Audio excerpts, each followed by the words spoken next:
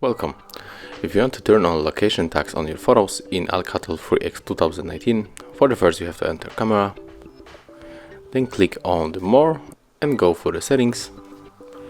And right now we have to scroll down a little bit and click on the switcher to turn on the save location information. Click on the settings, and right now we have to turn on the location for sure. Tap on the agree and then go back to your camera. Let's click on this button, and here we are in the camera. So right now when we take a photo and you want to check the location of this photo, where it was taken, click on these three horizontal dots, tap on the details, and here is the location where the photo was taken. So this is how it looks, guys. Thank you for watching.